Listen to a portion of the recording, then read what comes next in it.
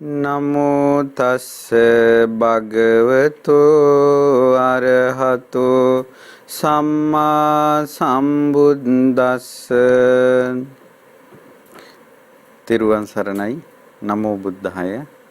අපගේ පරම පූජනීය ගුරු දේවෝත්තම කල්යාණ මිත්‍ර පින්වත් ලොකු ස්වාමීන් වහන්සේට নমස්කාර වේවා.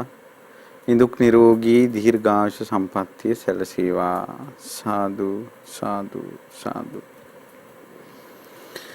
ශ්‍රද්ධාවන්ත පින්වත්නි, මේ දවස්වල ඔබ මේ ධර්මයේ ශ්‍රවණය කරන්නේ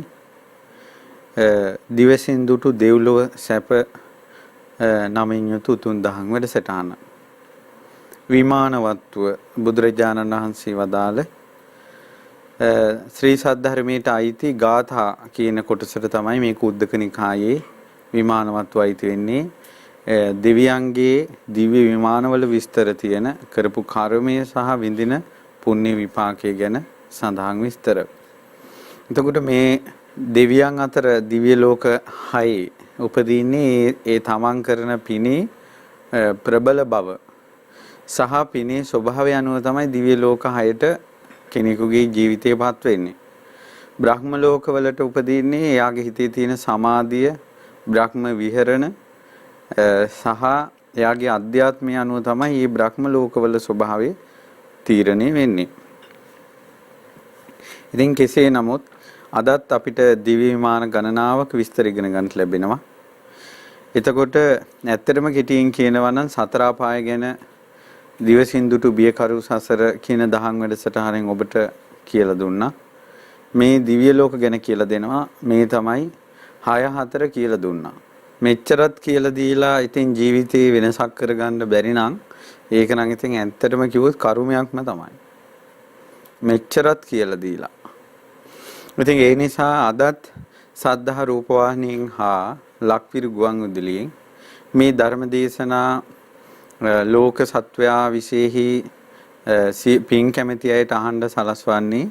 අද මේ උතුම් ධර්ම දානි සිද්ධ කරන්නේ ඕස්ට්‍රේලියාවේ මෙල්බන් නුවර මහමෙවුනා භාවනා සුපී උපස්ථාන කමිටුවේ පින්වතුන් විසින් ඒ උපස්ථාන කමිටුවට සහ සම්බන්ධව ඒ ඥාතියෙක් වෙන මියගිය ඩී.පී.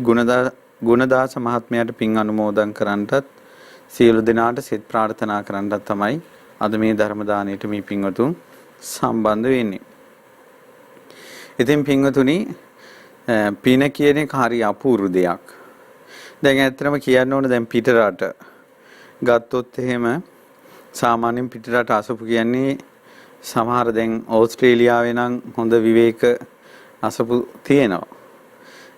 ඇවිදලා කියලා ගස් කොළන් තියෙන වටපිට සමහර වෙනත් අසපු දැන් වෙනත් රටවල ඉතින් මිනිස්සු ගෙයක් විදිහට ගන්න එක තමයි ඉතින් සංඝයා වැඩි ඉන්න නිසා අපි සාමාන්‍යයෙන් අසපු කියලා හෝ පිටරට විහාරස්ථාන විදිහට තියෙන්නේ. එතකොට අපි දැකලා තියෙනවා මුලින්ම ඒ අසපු හෝ ඒ විහාර ආරම්භයේදී කවුරු හරි සැදැහැවතෙක් ඉන්න තැනක් තමයි තමන්ගේ ගෙදර නිදහස් කරලා වෙහෙර විහාර විදිහට නැත්නම් අසපුවක් විදිහට පවත්වාගෙන යන්නේ. ඊළඟට සමහර වෙලාවට ස්ථාන මාරු වෙද්දී විදේශගත පින්වතුන් තමන්ගේ නිවස අසපුවක් විදිහට දීලා ඒ අය දවස් කිහිපයකට හෝ ටික දවසකට අයින් වෙලා ඒ සංඝයාට පූජා කරනවා. ඊළඟට සමහර දුර බැහැර දේශනාවලට යනකොට සමහර පින්වතුන් තමන්ගේ නිවසේ ස්වාමීන් වහන්සේලා වඩා හිඳවගෙන අප උපස්ථාන කරනවා. දැන් අපිත් විදේශ රටවල ධර්ම ප්‍රචාරය යනකොට අපිත් ওই අවස්ථාවට මුහුණ දීලා තියෙනවා. හැබැයි ඒකේ මේසා විපාකයක් තියෙනවා කියලා අපි මමත් වැඩිපුර ඒක හිතලා තිබ්බේ නෑ. නමුත් බලන්න පින්වතුනි, මේ පුදුම දිව්‍ය විමානයක් ගැන අහන්න ලැබුණා. ඒ තමයි උපස්සයදායක. මේ විමානවත්වයේ 6 වෙනි වර්ගයේ 5 වෙනි විස්තරේ මෙතන තියෙන්නේ මෙහිමයි. ඒ තමයි මේ එක ස්වාමීන් වහන්සේ නමක් හවස් කාලේ ඈතක වඩිනකොට ගමකට ඇවිල්ලා කිව්වා, උපාසකේ මං අහවල් සාවස්තිය අහවල් තැනට යන්නේ. මට අනේ හාඳුරනේ මේ රාත්‍රියේ කොහේ වඩින්නද? දැන් මේ වෙලාවට නම් යන්න දෙයක් නැහැ. වෙලාව මදි කිව්වා යන්න. රැ වෙනවා. ඉතින් උපාසකේ දැනුත් අඩ අඳුර වුණා. මොකද කරන්නේ? තින් හාන්දුරනේ මෙතන ස්වාමීනි මෙතන ඉන්න අහල පහල තැනකුත් නැහැ. ඔබ වහන්සේ කරුණාකර මොහොතක් කොහොම වැඩ ඉන්න දුවගෙන ගිහිල්ලා ගෙදර ඇඹණියට කිව්වා. මේ ශ්‍රමණයන් වහන්සේ නමක් යනවා උන්වහන්සේට අද යන්න බෑ ඉන්න තැනකුත් නැහැ. ඉතින් කිව්වා අනේ එහෙනම් මොකද කරන්නේ? කිව්වා එහෙනම් අපේ ගේ අපි දෙන්න කුසියෙමු පිළිකන්නේ එළියේ. අපේ කාමරේ ශාලේ ඒ කියන්නේ කාමර දෙක තියෙන්නේ. ඒක සුද්ධ කළා ඒ තෙරුන් වහන්සේට කුටියක් විදිහට අපි පූජා කරමු කිව්වා. එයාගේ බිරිඳ කැමති වුණා. බලන්න දෙන්න එක අදහසකට ආවා. ඉක්මනට කිව්වා එහෙනම් මං ටිකක් එහා පැත්තේ ස්වාමීන් වහන්සේ ඉන්නේ වඩම්මගෙන එන්න. උඹ ඉක්මනට මේක අස් කරපන් කිව්වා. ඊට පස්සේ ආයෙ අස් කරන්න දෙයක්වත් නැහැ. පැදුරයි එහෙමනේ තියෙන්නේ අහිංසක ගෙවල් දුප්පත් මිනිස්සුන්ගේ. ඊට පස්සේ ඒ කාමරේ හොඳට අතුපතු ගාලා උන්වහන්සේට සෙනසුන පනවලා ඒ බිරිඳ කුසියට ගියා. අර උපාසකයා ඇවිල්ලා ස්වාමීන් එහෙනම් මේ අද දවසට ඔබ වහන්සේට සෙනසුනක් විදිහට මේ කුටිය ඔබ වහන්සේට පූජා කරනවා. මේ ඔබ වහන්සේ සුවසේ වැඩ ඉන්න කියලා උන්වහන්සේට කුටිය පූජා කළා.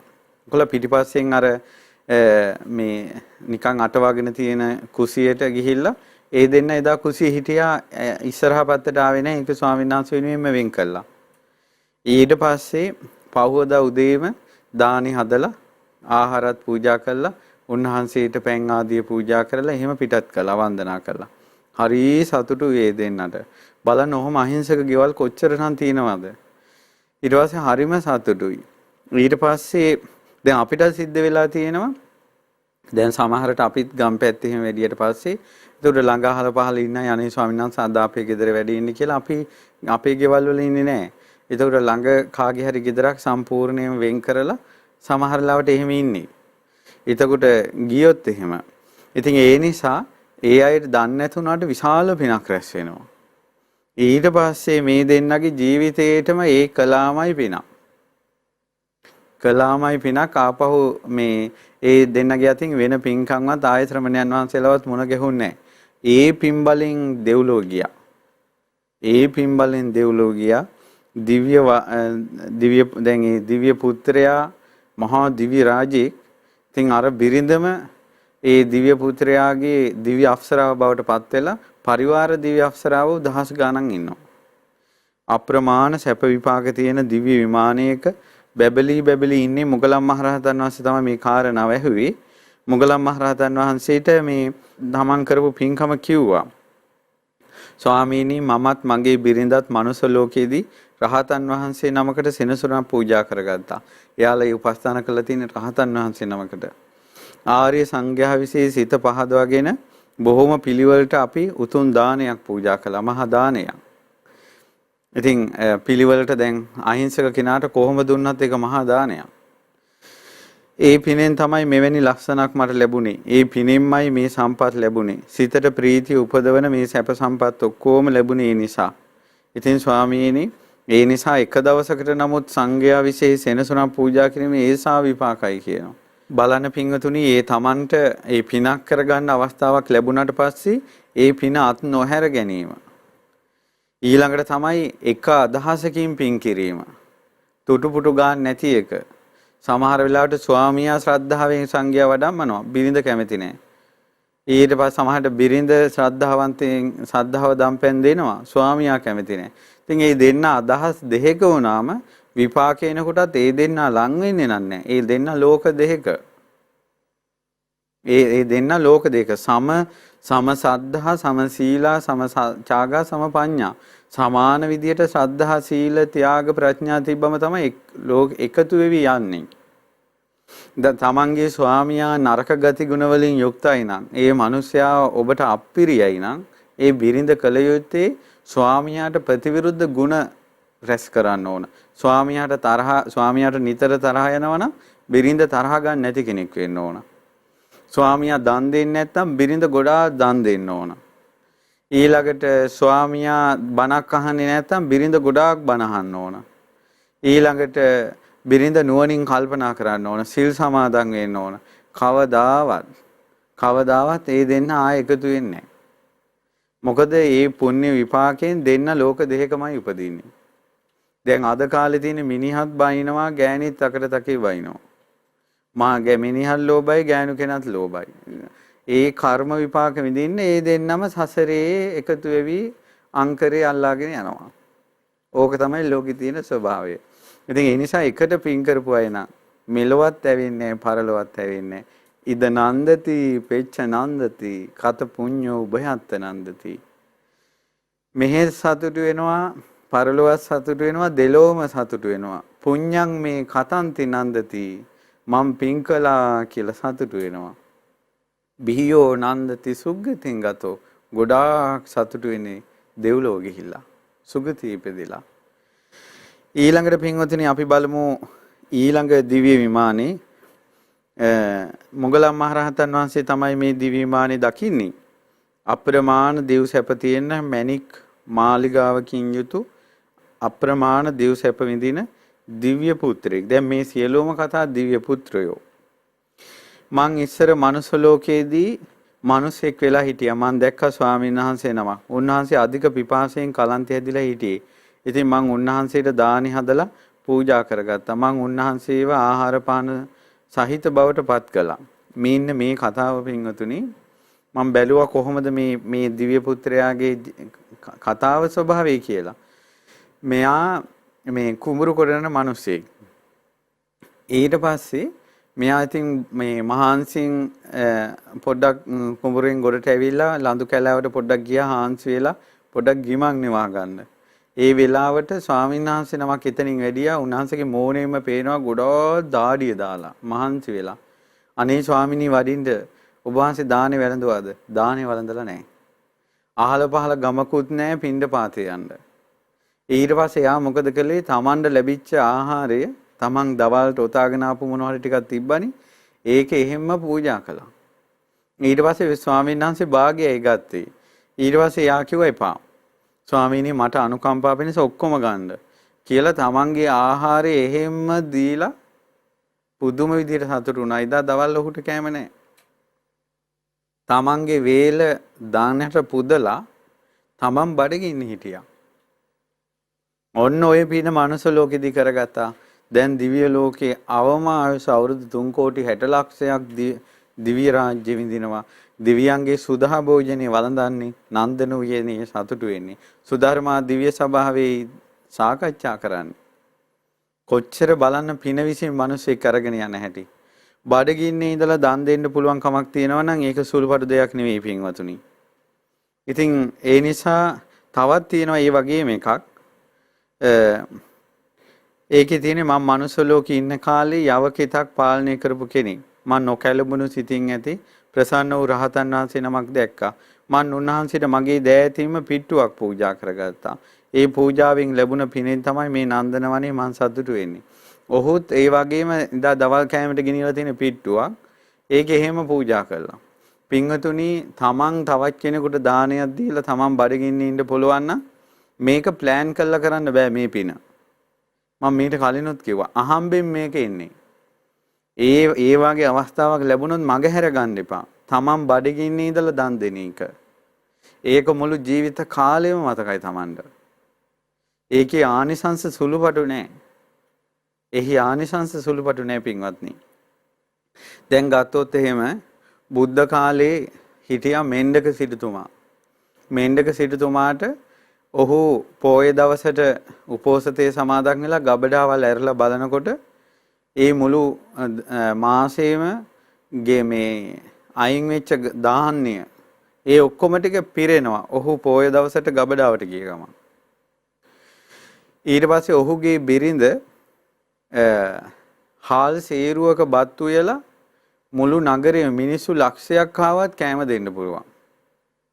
ඒ බිම්බිසාර රජුරුව මේක චෙක් කරන්න චතුරංගනී සේනාවත් එක්ක මේ ගෙදෙට්ට යනවා. එතකොට ඈ හාල් සේරුවක බත් උයලා. ඉතින් රජතුමා කිව්වා ඔක්කොටම කෑම දෙන්න කියලා. රජතුමාගේ මුළු සේනාවටම කෑම දුන්නා බත් මුට්ටිය ඉවර වෙන්නේ. ඊට පස්සේ ඔහුගේ පුතා මෙණ්ඩක සිටුතුමාගේ පුතාට පුළුවන් කහවණු 1000ක් කහවණු 100ක් අතේ තියාගෙන පඩි ගෙවන්න පුළුවන් කහවණු 100 ඉවර වෙන්නේ. බිම්බිසාර රජුරෝ කහවණු 100 ඔහුගේ අතේ තියලා චතුරංගනී සේනාවටම පඩි ගෙවන්න කිව්වා. කහවණු 100 ඉවර වෙන්නේ. ඊට පස්සේ ඔහුගේ බිරිඳට පුළුවන් වී බුසලක් තියාගෙන ඕනම පිරිසකට වී දෙන්න පුළුවන් වී බුසල ඉවර වෙන්නේ නැහැ. ඉතින් වී බුසලක් තියලා බිම්බිසාර රජුරෝ කිව්වා ඇයට වී දෙන්න කියලා වී ඉවර වෙන්නේ නැහැ. ඊළඟට ඔහුගේ ගෙදර ඉන්නවා 16. 16ට පුළුවන් කුඹුර හාන්න. දැන් කුඹුරේ නගුලෙන් අහනකොට එක නගුල් දැත්තයිනේ තියෙන්නේ.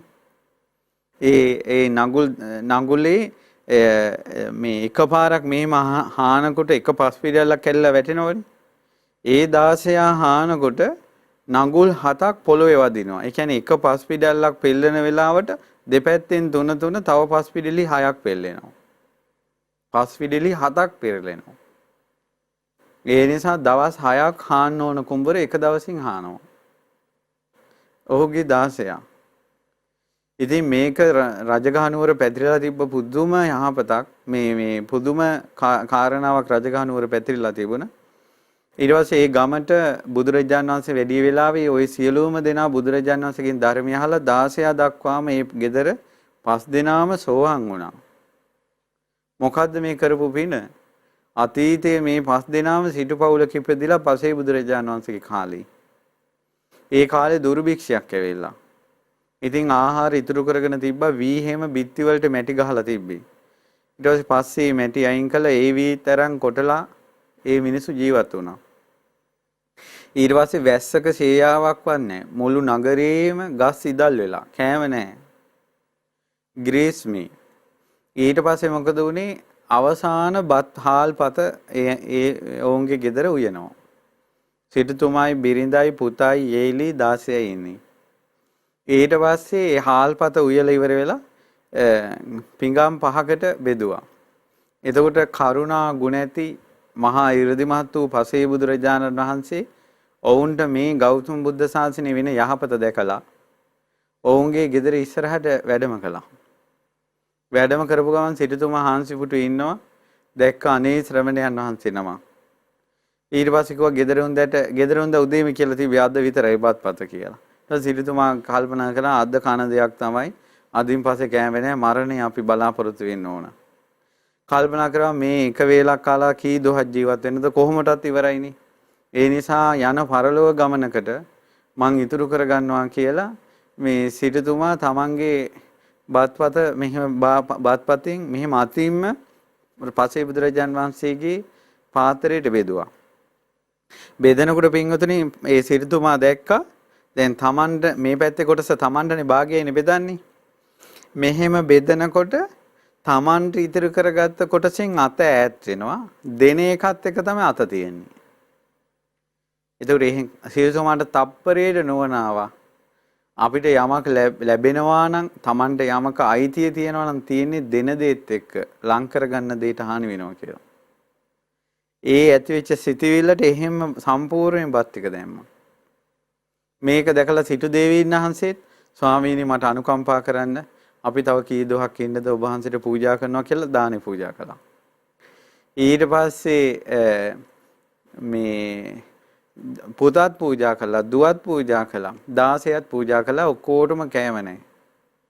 පසේ බුදුරජාණන් වහන්සේ ඉච්ඡිතම් පච්චිතං තුයං කිප්පමේව සමිච්ඡතු පූරෙන්තු චිත්ත සංකප්පා ඡන්தோ පන්න රසෝ යතා මනුජ්‍යෝති රසෝ යතා ආදි වශයෙන් පසේ බුදුරජාණන් වහන්සේලා සෙත්පතන ගාථාවෙන් සෙත් පැතුවා.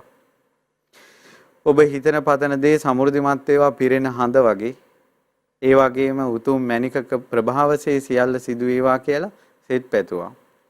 සෙත්පතල පසේ බුදුරජාණන් වහන්සේ වැඩියා. ඉතින් කට්ටිය ඔක්කොම පිළිකන්න ඉඳගෙන පසේ බුදුරජාණන් වහන්සේ වඩින දිශාවට වැඳගෙන හිටියා. ඔහොම ඉන්නවා දැන් පැය ගාණක් ඉන්නවා. බඩ ගින්නේ බෑ. ඔයාලා කියන්නේ යකෙක් කන්න බඩගිනේ කියලා. බඩ ගින්නේ බෑ. ඊට පස්සේ කිව්වා මේ ගෙදර ඇඹනියට කිව්වා මේ හාමිනේ බලාපන් දන් කුඩ ටිකක්වත් තියෙනවද කියලා. එතකොට මේ ඒ හරියට ගුණවත් ඒ බිරිඳ නෑ කිව්වේ නෑ. මම බලන්නම් කිව්වා. ගිහිල්ලා මුට්ටිය ඇරලා බලනකොට සමන් කැකුළු වගේ බත් මුට්ටිය. පිරිලා බත්. ඊට පස්සේ බත් මුට්ටියෙන් බත් බෙදුවා 5 දෙනාට. ඉවර වෙන්නේ නෑ. නගරේ අනබෙර ගැහුවා. නගරේ ඔක්කොටම දාන ආහාර දුන්නා. ඉවර වෙන්නේ නෑ. එදා හවස් කාලේ වෙනකොට අහස් කුස නිල්වන් වලාකුළු වෙවිලා මහා වර්ෂාව ඇද හැලුණා. ආයෙත් දුර්විශ්ෂේ.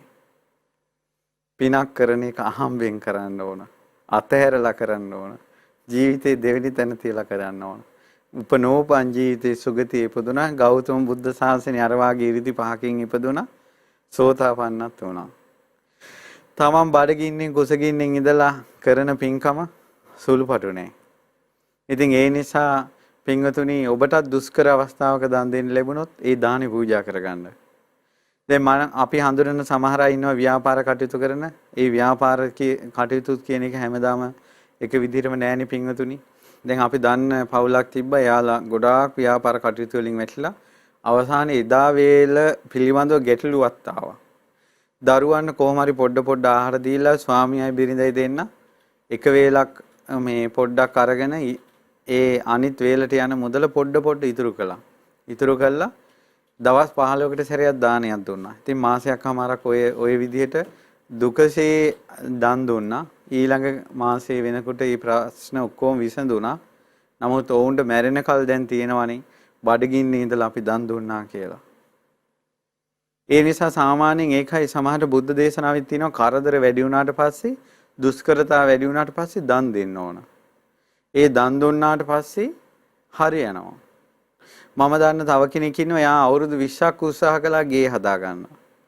ගේ හදා ගන්න අවුරුදු 20ක් උත්සාහ කරනවා හරියන්නේම නැහැ. ඊට පස්සේ මම උපදේශයක් දුන්නා ගේ හදන්න තියෙන මුදලෙන් 4න් පංගුවක් මේ වෙහෙරක් විහාරක් හදන්න පූජා කරන්න කියලා. අපි කියමු ලක්ෂයක් නම් ලක්ෂයෙන් 25000ක් මේ පූජා කළා 75000ක් තියෙනවා. ඊට පස්සේ අවුරුදු 20ක් හදාගන්න බැරි වුණ ගේ හදාගත්තානේ. දීමේ විපාක. ඉතින් ඒවා අනුස්මරණය කරන්න ඕන මේවා දීමෙනුයි මේ ලැබෙන්නේ කියලා. ඒ නිසා තමන්ගේ දුෂ්කරතා මැද දෙන දාණය මහත්ඵලයි මහනිසංස ඒ අයට වෙනම දිව්‍ය විමාන තියෙනවා. ඉතින් ඒ නිසා ඒ කරුණු කාරණා තේරුම් ගන්න. ඊළඟට අසහ්‍ය සිටුතුමා දානෙ දිදී ඉන්නවා කලින් මගේ බුදුරජාණන් වහන්සේ බෝධිසත්ව කාලේ. ඒ බෝධිසත්ව කාලේ දන් දීදී ඉන්නකොට සක්‍ර දේවේන්ද්‍රය බය වුණා මේ දෙන විදියට නම් මගේ ආසනෙන් මටත් චුත වෙන්න වෙනවා කියලා. ඉතින් සක්දෙවිඳු සියලුම දාන දෙන අඩු වැඩි ඔක්කොම අතුරුදහන් කළා. මිනිස්සුත් අතුරුදහන් කළා. ගෙවල් වල ඉන්න මිනිස්සුන්ට එන්න හිතෙන්නේ නැහැ. ඊළඟට හැබැයි යාචක මිනිස්සු එනවා. ගෙදර දෙන්න දාන වස්තුවක් නැහැ. ඊට පස්සේ ඒ සිටුතුමායි බිරිඳයි දෙන්න තනකොළ කපලා ඒ තනකොළ විකුණලා ඒකෙන් දානේ අඩු වැඩි ගෙනල්ලා හාල් අඩු වැඩි යාචකයන්ට දන් දීලා තියෙනවා. ඒ දෙන්නට කැම නැහැ. පවවදාත් තනකොළ කැපුවා. ඒ දෙන්නට කැම නැහැ. බිරිඳ එක වචනයක් කියලා නැහැ. ස්වාමියාට කලින් තනකොළ කපන්න යන්නේ නැහැ. මේ විදිහට දවස් 7ක් 7 වෙනි දවසේ මේ ස්වාමියා කලන්තේ දාලා වැටුණා. කණ්ඩ නැතුව. ඒත් බිරිඳගේ ඔළුවේ තනකොළ මිටිය තියෙනවා. ඒ බිරිඳ තමයි යසෝදරා. යසෝදරා සංසාරේ දන් අනුමෝදක වෙච්ච හැටි බලන්න. සක්දෙවිඳු අහසේ පෙනී ඉඳලා කියනවා එම්බා සිටුවරේ ওই දන් දෙන එක නතර කරාපන්. සිටුවරයාට යාන්තම් සී ඇවිල්ලා. කියනවා මාගේ ඇඟ මාස් ලේ නහර ඔක්කොම ටික මේවන් නැති වෙලා මං මෙතෙන්න මේ මහ පොළොවේ පස් වෙලා ගියදින් මගේ දානේ නම් මන් නතර කරන්නේ නැහැ. මොකද ඔච්චරම දානේ දෙන්නේ. ඊට පස්සේ කෝ මට වෙන මොනවත් නැහැ. මගේ එකම අර්ථයයි මගේ හිතේ තියෙන්නේ. මේ සියලු දුකෙන් මම නිදහස් වෙන්න ඕන අන් අයත් නිදහස් කරවන්න ඕන. ලෞතුරා සම්බුදු බවයි. අන්න ඒ විලාවේ තමයි සක්‍රයට ලී ටිකක් කියනුවේ. නැත්නම් සක්‍රයයිදී සක්‍ර පදවියටයි මේ ඔක්කොම කරන්න කියලා.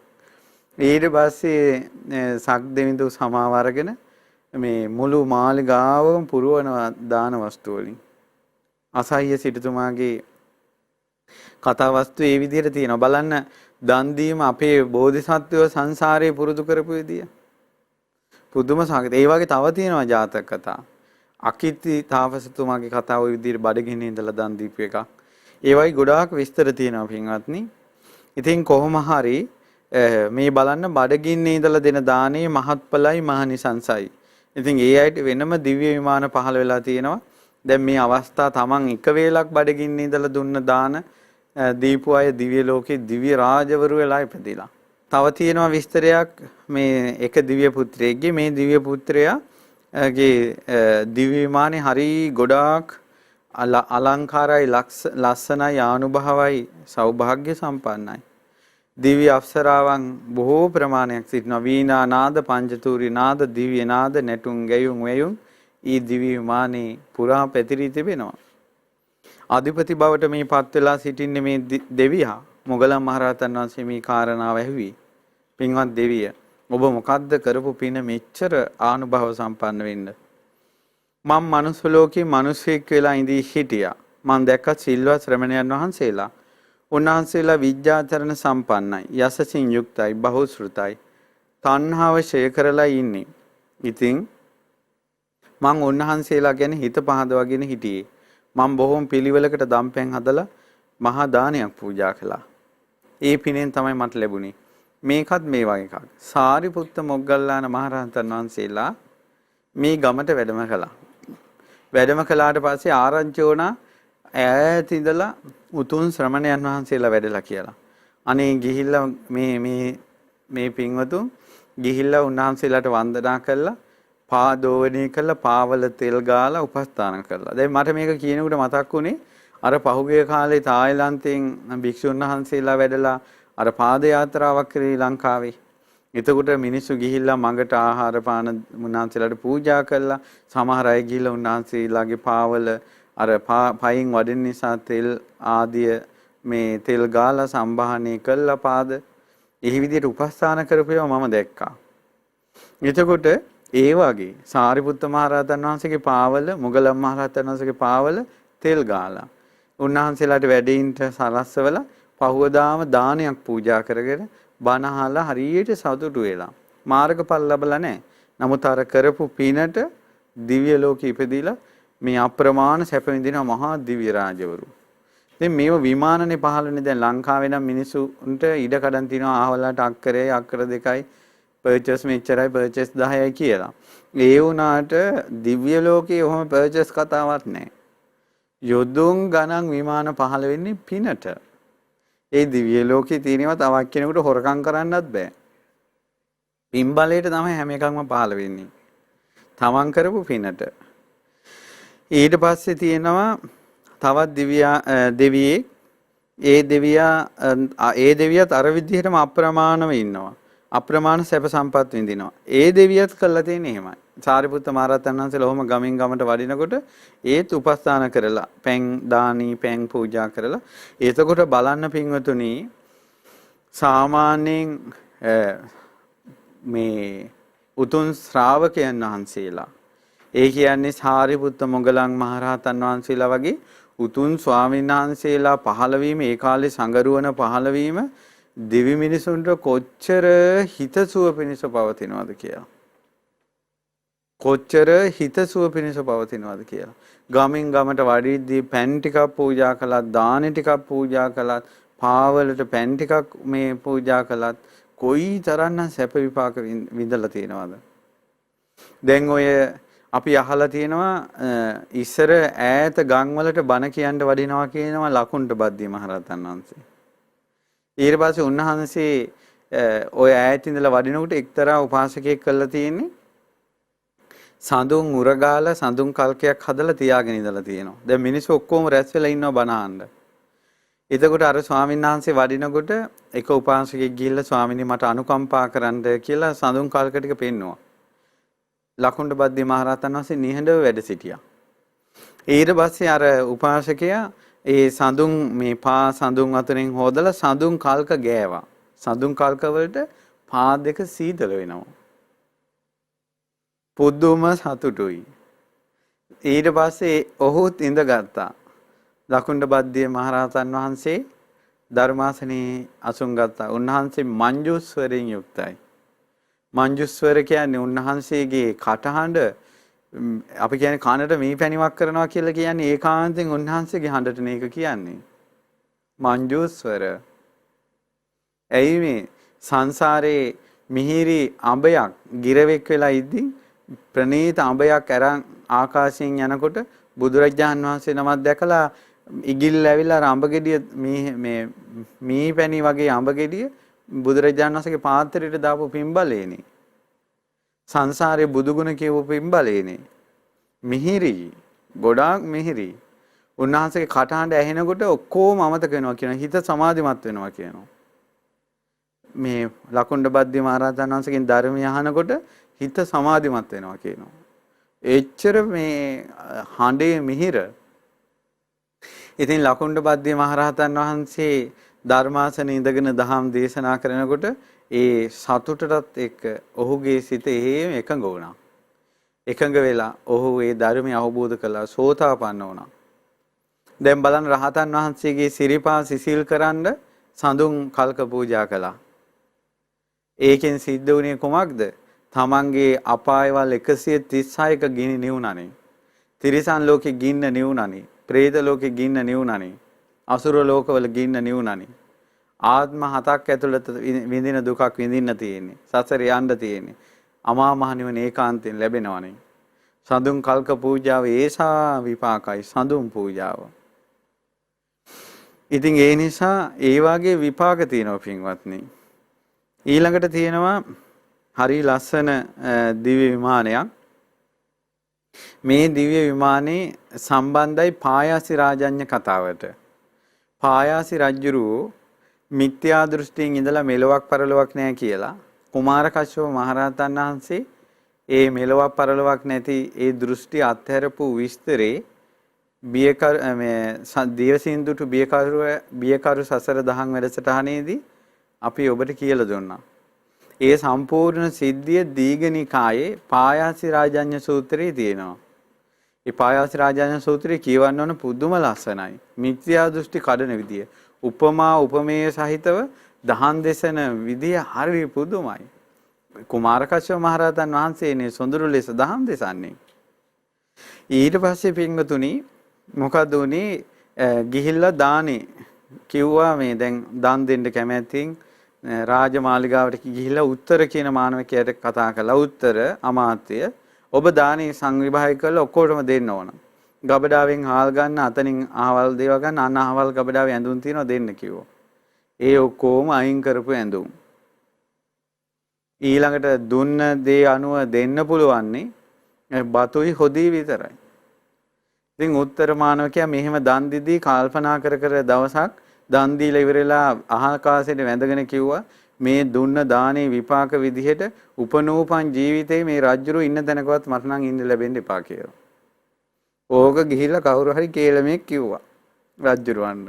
උත්තර මානවකයා කැඳෙව්වා. උත්තර උඹ මෙහෙම එකක් කියලා තියෙනවා. රජතුමනි මගේ අතින් කියවුණා. ඇයි එහෙම කියවුනේ? අනේ රජතුමනි බලන්න හැමදාම බතුයි හොදී බතුයි හොදී හොදී බතුයි. ඉතින් ඒ නිසා රජතුමනි අපිවත් හැමදාම එහෙම කන්න කැමති නෑ. අනිත් එක මේ රජමාලිගාවේ ඇඳලා ඉතුරු වෙච්ච පරණ ඇඳුම් තමයි මිනිසුන්ට දෙන්නේ.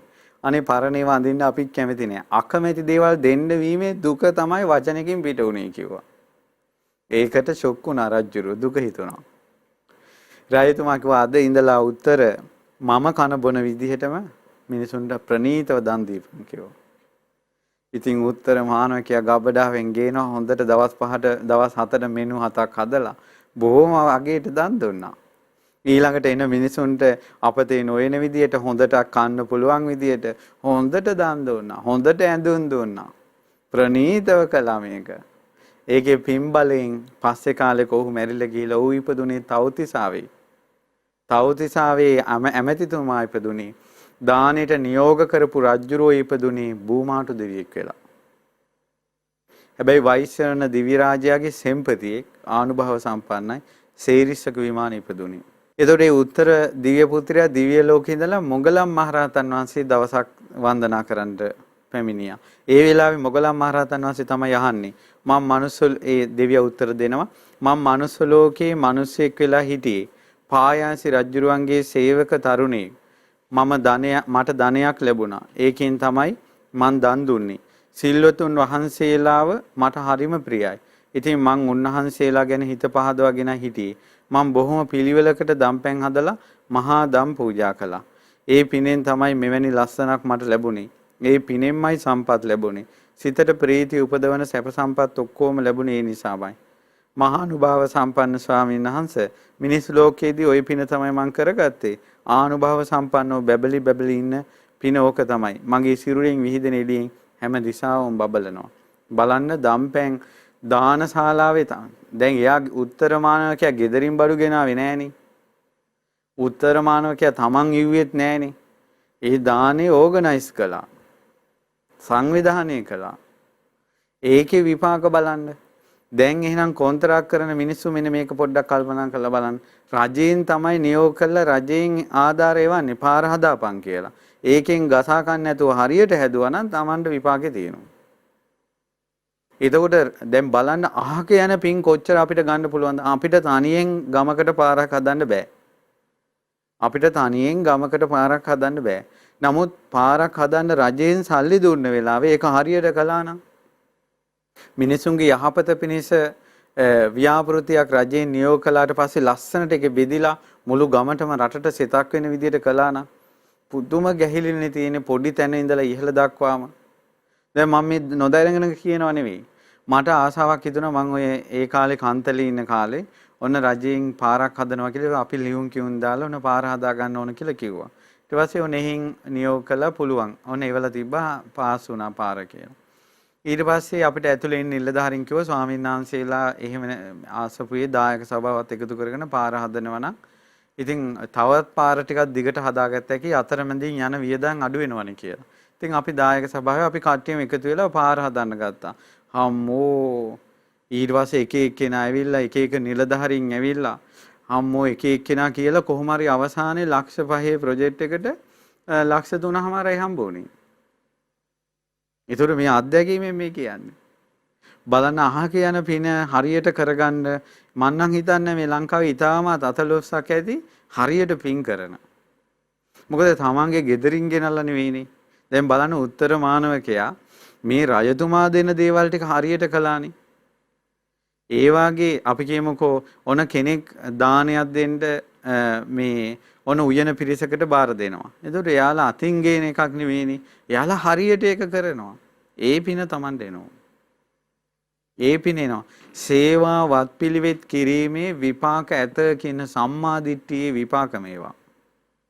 මට පැවරුණ වගකීම මං හරියට කරනවා මම මේකෙන් ගසා ගන්න නැහැ කියලා හිතනකොට ඒ අයට වෙනම දිව්‍ය විමාන තියෙනවා පින්වත්නි. ඒ අයට වෙනම දිව්‍ය විමාන තියෙනවා. ඒ වගේම තමයි ගෙවල් වල ඉන්න ළමයිනොත් දෙමව්පියන් දෙන ධනය ගසා ගන්නේ නැතුව, ඒ ධනය විනාශ කරන්නේ නැතුව, කාබාසිනියා කරලා දාන්න නැතුව හරියට පාවිච්චි කළොත් ධනය විනාශ කරන්නේ නැතුව දෙමව්පියන්ගේ ධනය ඒ ළමයිට වෙනම දිව්‍ය විමාන පහළ වෙනවා. ඒ නිසා පින්වතුනි අපි මේක තේරුම් ගන්නට ඕන. ඉතින් මේ විදිහට පුණ්‍ය විපාක ඊළඟට තව එකක් විශේෂයෙන් කියනවා දඹදිව ගමන්. දඹදිව ගමන් යනකොට ඉතින් අපි ගිහිල්ලා තියෙනවනේ. සමහර කණ්ඩායම් වල මිනිස්සු අම්මෝ මේ මිනිස්සුන්ගේ මුදල් වලට කරන හානිය. ඒ අහිංසක මිනිස්සු රුපියල එකතු කරලා දඹදිව යන්නේ. දැන් සමහරලාට අපි දැකලා තියෙනවා එක්කෙනෙක් අපිට මොන ගැහුණා දඹදිව ගිහිල්ලා ඒ අම්මා මේ පහන් තිර ඔතලා හම්බ කරපු සල්ලි වලින් තමයි දඹදිව ගිහිල්ලා තිබ්බේ. තව එක්කෙනෙක් නගර සභාවේ වැඩ කළා අතුගාලා හම්බෙච්ච සල්ලි. තව එක්කෙනෙක් දුවගේ බයිසිකලේ විකුණලා හම්බෙච්ච සල්ලි. තව අම්මා කෙනෙක් දඹදිව ගිහිල්ලා තිබ්බා. මේ ඒ අම්මා මරණාධාර සමිතියට ගිහිල්ලා කියලා තිබ්බා මට මැරුණාට පස්සේ මගේ මිනිහ කුණුණක් කමන්නේ මම මෙච්චර කාලයක් මරණාධාර සමිතියට දුන්න සල්ලි ටික මට ඕන මට දඹදිව යන්න ඕන කියලා. ඊට පස්සේ මරණාධාර සමිතිය මෙයාව අයින් කළා ඒ සල්ලි ටික දීලා. ඊතුරු සල්ලි වලට ගමේ ගෙයක් ගන්න හිතවතුන්ගෙන් කතා කර මේ සල්ලි ටික එකතු කරගෙන දඹදිව ගිහිල්ලා තිබ්බා. ඉතින් මම සෑහෙන වතාවක් දඹදිව ගිහිල්ලා තියෙන කෙනෙක්. ඉතින් මාත් එක්ක ගිය කෙනෙක් නම් කියන්නේ මම වන්දවන කෙනෙක්නේ. ඒ නිසා තමයි ලොකු ස්වාමීන් වහන්සේ මහමෙවුනා දැන් නම් ඉතින් දඹදිව ගමන් ගැන කතා කරන්නේ කොහොමද මේ කොරෝනා මේ කලබලෙත් එක්ක. ඒතකොට මහමෙවුනාවෙන් යන දඹදිව ගමන් වලදී අපි වන්දනා කළොත් නම් ඒ පුංචිම අඩුපාඩුවක්වත් මිනිසෙකුට වෙන්න දෙන්නේ නැති තරම් අපිට පුළුවන් විදිහට අපි වග බලා ගන්නවා. ඒ නිසා සමහර කණ්ඩායම් තියෙනවා ගිහිල්ලා මලක් දෙන්නේ මිනිස්සුන්ට. හරියට කණ්ඩ බොන්න ඉඳින්න ඒවා කන්න බොන එකත් පැත්තක දාන්නකෝ. හරියට වැඳ ගන්න දෙන්නේ නැහනේ.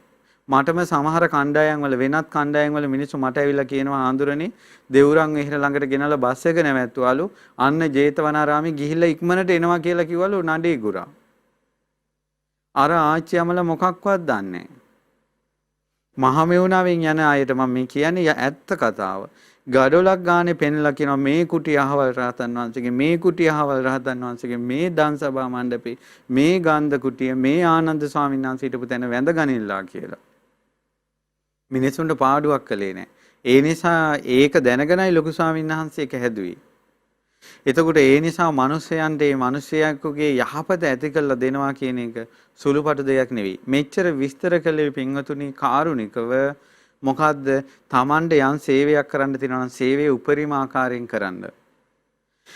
රටට ආගමට ජාතියට සේවයක් කරන්න පුළුවන් නම් ඊළඟට යම්කිසි ව්‍යාපෘතියකට මුදල් වෙන් වුණා නම් ඒව හරියට කරන්න.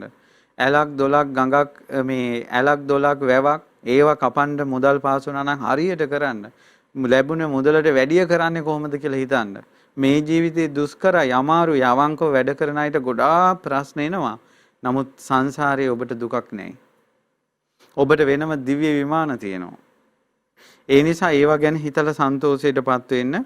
ඉතින් අවසාන වශයෙන් අපි තව දිව්‍ය විමානයක් ගැන පුංචි කතාවක් තියෙනවා. ඒකත් සිහි කරලම අපි මේ පින් අනුමෝදනාව සිද්ධ කරමු. ඉතින් පින්වතුනි මේ මුගලන් මහරහතන් වහන්සේ දැක්කා තවත් දවසක දිව්‍ය විමානයක්. ඒ දිව්‍ය විමානයේ හිටිය දෙවියා මේ විදිහටයි කිව්වේ තමන්ගේ පින ගැන. මම මනුස්ස ලෝකේ මිනිසෙක් වෙලා හිටියා. මං හරි දුප්පත්, අසරණයි, දීනයි, කුලී වැඩ කරන කෙනෙක් වෙලා හිටියේ. මගේ මව්පියන් හොඳටම වයසට ගිහිල්ලා දුර්වල වෙලා ඉන්නකොට මං උපස්ථාන කළා. ඒ වගේම සිල්වතුන් වහන්සේලා මට හරි පියයි. ඉතින් මම උන්වහන්සේලා ගැන හිත පහදවගෙන හිටියේ. මම බොහොම පිළිවෙලට දම්පැන් පූජා කළා. ඒ පිනෙන් තමයි මට මෙවැනි ලස්සනක් ලැබුණේ. ඒ පිනෙන් මට මෙච්චර සිතට ප්‍රීති උපදවන මේ සැප සම්පත් ඔක්කොම ලැබුණේ ඒ නිසා කියනවා. පින්වතුනි මේ දෙවියා කරපු පින තමයි මේ දෙවියා හරි මනුස්ස ලෝකෙදී හරිම දුප්පත්. ආය මිනිසෙකුට මොනවද දෙනවා කියලා එකක් කරන්න මහා දාන කරන්න කෙනෙක් නෙවෙයි. මේ දුප්පත් මිනිසයා එදා වේල හොයාගෙන කරපු ලොකුම දේ තමයි අම්මයි තාත්තයි බලාගත්තා වයසක. අම්මයි තාත්තයි බලාගෙන කලාතුරකින් අර ඉතුරු වෙන එකෙන් සංඝයාට දානයක් පූජා කළා. Tamandවත් නෑ ගෙදර. දුෂ්කරව පින් කළා. ඒ පිනේ විපාක විදියට දෙව්ලොව ගියා. දුෂ්කරව කරපු පින් එක මේ දියණියක් ලිපියක් එවලා තිබ්බ පොල් ගහවලට එයා දානයක් දෙන්න හිතනවලු දානයක් දෙන්න හිතනකොටම අතේ සතේ නැති වෙනවා. කවදාවත් දානයක් දෙන්න සල්ලි ඉතුරු වෙන්නේ නැහැ. ඒ ළමයා අවසානයේ කළා තියෙන්නේ දැන් මේ වෙච්ච සිද්ධිය මම මේ කියන්නේ. අවසානයේ කළා තියෙන්නේ මේ තමන්ගේ කෙස් ටික කපලා විකුණලා ඒ මුදල් වලින් සංඝයාට දානයක් පූජා කළා. ඉතින් ඒ නිසා මං දුෂ්කරව කරගත්ත පින අනුමෝදන් වේවා කියලා ලිපියක් එවලා. එහෙමත් පින් කරන අය අද කාලේ ඉන්නවනේ පින්වතුනි. දැන් මෙයා අම්මයි තාත්තයි බලාගෙන ඒ කරපු පින් බලයට දෙව්ලොව ඉපදුනා. ඒ නිසා පින්වතුනි මේ පින කියන එක සුළුපටු දෙයක් කියලා හිතන්න එපා. ඉතින් අනිත් කාරණාව තමයි දෙමව්පියන්ට සලකන එක. දෙමව්පියන්ට සලකන එක සුළු පිනක් කියලා හිතන්න එපා. දැන් සාමාන්‍යයෙන් ඔන්න පින්වතුනි එක දිව්‍ය රාජ්‍යයේ කතාවක් තියෙනවා. එක පවුලක දරුවෝ 7 දෙනෙක් ඉඳලා. ඒ දරුවෝ 7 දෙනාගෙන් බාලම කොල්ලා ටිකක් මෝඩ පහේ ළමයින්. අනිත් අය හරි දැනුගත්. ඉතින් නමුත් මෝඩ පහේ වුණාට අම්මට හරි ආදරෙයි, තාත්තට හරි ආදරෙයි. ඒ දෙන්න කෑවද නැද්ද කියලා බලලා තමයි Taman කන්නේ. දැන් ඔය වගේ අයට වෙන්න එහෙනම් මෝඩ පහේ කියනවා ඇත්තේ. ඉතින් එහෙම ඉඳලා ඇයි මෝඩ පහේ කියන්නේ? ඒ බාලයාට නම දැම්මේ අනිත් සහෝදරයෝ 6 දෙනාම උඹ මෝඩයා කියලා. හැමදාම මෝඩයෝ මෙහෙවරින් කියනවා බාල මල්ලිට. කොල්ලොම 6 දෙනෙක් අනිත්. ඊට පස්සේ මොකද වුනේ පින්වත්නි මේ සිද්ධ වුනේ අද ඊකක් නෙවෙයි. කාශ්‍යප බුදුරජාණන් වහන්සේගේ ශාසනය. ඊට පස්සේ එක එක අයියා විවාහ වෙලා තැන් වලට ගියා. අවසානයේ ගෙදර ඉතුරුනේ කවුද? අර මෝඩයා. ගමේ මිනිසුන්ටත් ඒ නම ගියා මෝඩයා. මුළු ජීවිත කාලෙම අහපු නම තමයි ඔහු මෝඩයා. හැබැයි අම්මා තාත්තට පුදුම විදිහට සත්කාර කරන්නේ. අවසානයේ අම්මයි තාත්තයි ගොඩාක් වයසයි. අර මෝඩ පහේ ළමයා ගෙදර ඉතුරුණා. නාවනවා, කවනවා, පොවනවා ඔක්කොම කළා කුලී වැඩට යනවා. හැන්දෑවට හාල් ටිකක් ඔය මොනවාරි උයන්ඩ ටිකක් අරගෙන ඇවිල්ලා උයලා කන්න බොන්න දෙනවා. ඔහොම මුළු ජීවිතේම ගෙවුණ කසාදයක්වත් නැහැ. දවසක් මේ අම්මා නාලා කියලා ඒ නාවලා ඉස්සරට අබදුන් අල්ලනවා. ඒක දෙමව්පියන්ට කරන ගෞරවයක් විදිහට ඒ කාලේ කරන්නේ. අබදුන් අල්ලලා අම්මගේ තාත්තගේ කකුල් දෙක වැඳලා මේ කුලී වැඩට යන්න එළියට අඩිය තියෙනකොටම ගේට්ටුව ළඟ ගෙදර ඉස්සරහා රන් කඳක් වගේ ඒ තථාගත කාශ්‍යප බුදුරජාණන් වහන්සේ නිවසට වැඩලා මෙයාගේ ඇඟ පණ නැතුව ගිහිල්ලා ජීවිතේට හිතා ගන්නවත් පුළුවන්ද මේ වනාහි දිඹුල් මලක් වගේ කවදාවත් සිද්ධ වෙන දෙයක්ද? එයා ගල් වෙලා මෙහෙම ඉඳලා මෙහෙම දන ගහලා වැටිලා. ඉතින් කාශ්‍යප බුදුරජාණන් වහන්සේ ළඟට ඇවිල්ලා ඒ පුතාගේ අතට මේ පාත්‍රය දීලා අම්මයි තාත්තට දවල්ට උයලා තිබ්බ ආහාරේ පාත්‍රයට ඉක්මනට ඇතුල් වලට ගිහිල්ලා ගෙනල්ලා උන්වහන්සේට පූජා කළා. ඔය කාශ්‍යප බුදුරජාණන් වහන්සේ එතනම පිළිකන්නේ ඉඳගෙන ඒ දානේ වැළඳුවා. ඔක්කොම වැඳගෙන බලාගෙන හිටියා. කාශ්‍යප බුදුරජාණන් වහන්සේ දහම් දෙසුවා. අම්මයි තාත්තයි දෙන්නම අනාගාමී වුණා. නමුත් බුදුරජාණන් වහන්සේ වැඩි එක හිතා ගන්න බැරුව මේ මොකද්ද උනේ කියලා වික්ෂිප්ත වෙලා පුතා හිටියේ. පුතාට මාර්ගඵල ලබන්න බැරි වුණා. කාශ්‍යප බුදුරජාණන් වහන්සේ පුතාගේ ඔළුවට අත තියලා කිව්වා සත්පුරුෂය. ඔහුගේ ඇඟ සීතල වෙලා ගියා.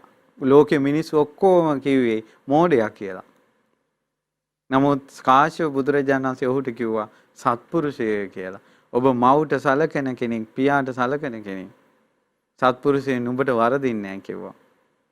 වැඳගෙන හිටියා මුළු ජීවිත කාලෙම මේ ඇති. එතනින් චුත වුණා. අපේ ගෞතම බුද්ධ ශාසනය වෙනකොටත් දෙව්ලොව. බුදුරජාණන් වහන්සේ පළවෙනි ධර්මයේ දේශනා කරනකොට ධම්මචක්ක දේශනාව. සෝතාපන්න වුණා ඒ දිව්‍ය රාජයා. ඔහොම විමාන කතාවක් තියෙනවා. ඉතින් ඒ නිසා මව්ට සැලකීම, පියාට සැලකීම කියන්නේ පුදුම දෙයක්. මේ ලෝකේ ප්‍රශංසා මොකටද අපිට?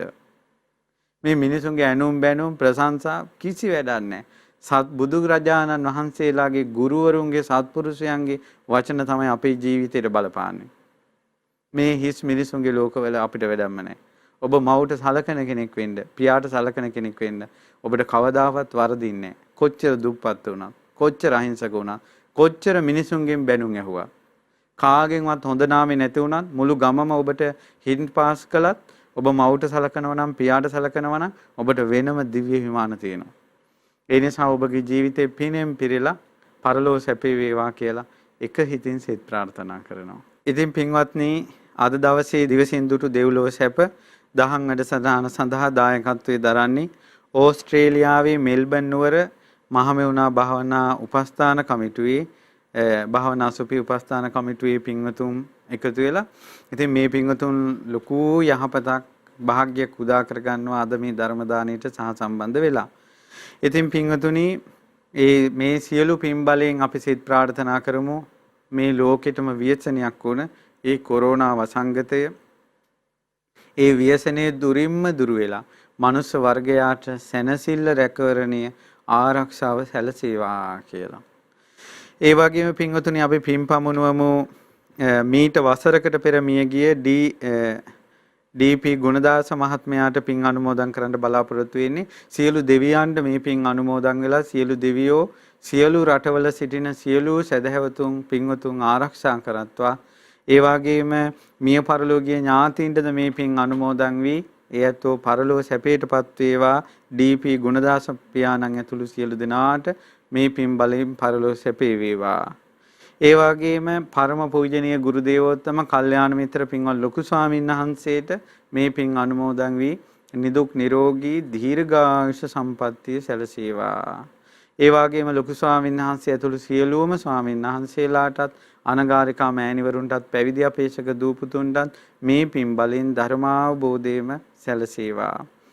ඒ වගේම ඕස්ට්‍රේලියාවේ මෙල්බන් නුවර මහමෙවුනා භාවනා සපුවේ උපස්ථාන කමිටුවේ පින්වතුන් සියලු දෙනාටත්, ඒ වගේම මේ පින්වතුන්ගේ පවුල්වල සියලු දෙනාටත් මේ පින් අනුමෝදන් වේවා.